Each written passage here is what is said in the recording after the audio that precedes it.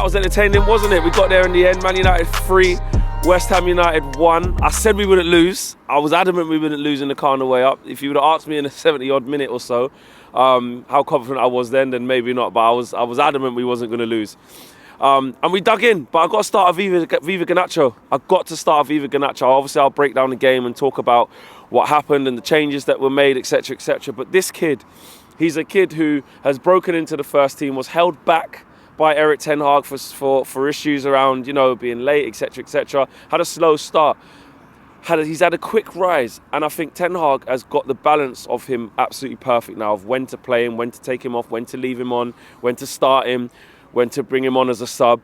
And the goal that he scored today was absolutely fantastic. And you know what, in the second half, he really came alive. As West Ham started to tire, as we started to be progressive on the front foot, he started to improve.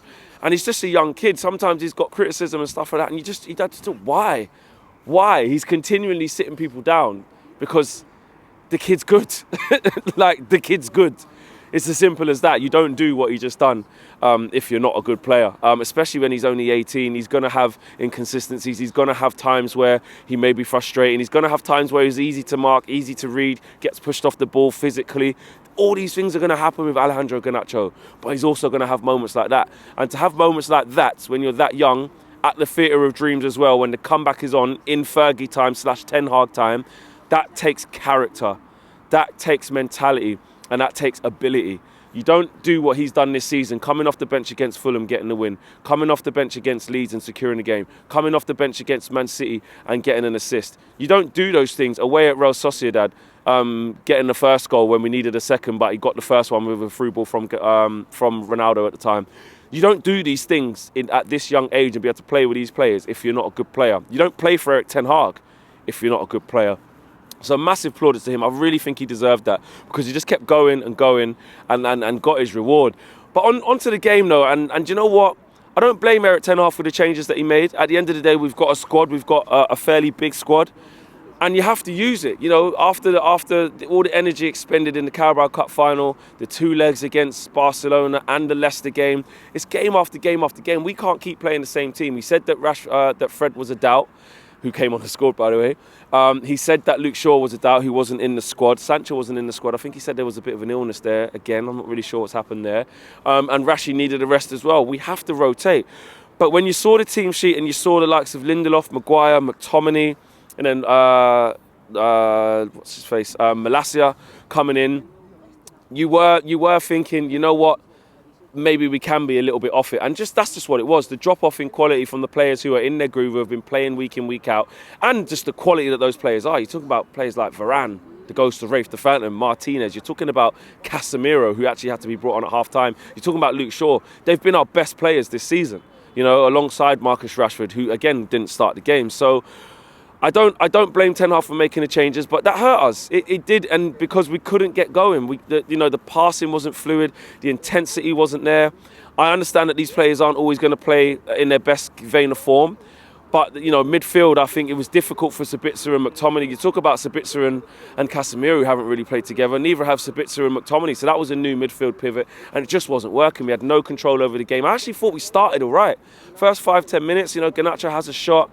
We have a couple of opportunities, but then so do West Ham, and De Gea has to make a big save again, and Bale is out, and he made another massive save in the second half. And I think Ten Hag was furious at half-time with the performance, even though it was 0-0, and him bringing on Casemiro from McTominay shows you that what we were missing. And Casemiro did help us change the game, but we went 1-0 down after that. We thought the ball went out for a throw-in, lost our concentration. Benrahma cuts in, bang, 1-0. But then this is where we come into our own, the belief to come back. Now, actually, we had to ride our luck a little bit because, again, Mikel Antonio was clean through, cuts inside, Martinez sells himself, he gets past him, and David De Gea has to make a big save to stop the game being 2-0. That's what he does. I know he gave away a couple of passes with his feet, etc., etc., but at the end of the day, he makes big saves and keeps us in games, and that's what he's continually doing. But from then, this never say die attitude that this team's got is just unbelievable. From when Casemiro scored the disallowed goal, we could have went into a shell then. We could have felt it's not going to be our day. In the stands, a little bit of it crept in, but that belief was still mainly there in terms of everyone singing, and that's level of inevitability. After that David De Gea save, we just knew. And then when they scored the own goal and we got back into it at 1-1, you knew there was only ever going to be one winner. And that's where I will give us a lot of credit for, that we was bad for large parts because there was big players missing from the team that usually play. Understandable. When the better players came on, we raised it. But as soon as we got that first goal back, the bombardment and the forward thinking from the team to keep on top was really, really good. And you just felt that second goal was going to come. Maybe not in 90 minutes, but eventually you knew it was going to come. And that came from just persistence, hard work and belief, because we're in such a good moment. I'm going to big up Wout Weghorst as well. I think he gets an assist for Fred. I think in the first half, in what was a poor first half for the whole team, he was our best player. He was linking up play, setting chances. I think one for Sabitzer, good passes out to the wing, collecting the ball, holding off players, just linking the play. I thought he was really good. I feel like Dalot is a little bit up and down at the minute, trying to find his form. Him and Wan-Bissaka wrestling for the number one right-back position at the moment. It seems to be Wan-Bissaka's, but Dalot's been off the boil a little bit. You see when Luke Shaw's not in the team, what difference that makes as well. You know, I think Malacia is a good kid. He's aggressive, he's tenacious, but he doesn't have that calmness that Luke Shaw brings. He doesn't have that ability to slow himself down in that final third and link up, but he is really good in the tackle. And again, nothing phases him. I love his fearlessness, the way he keeps going.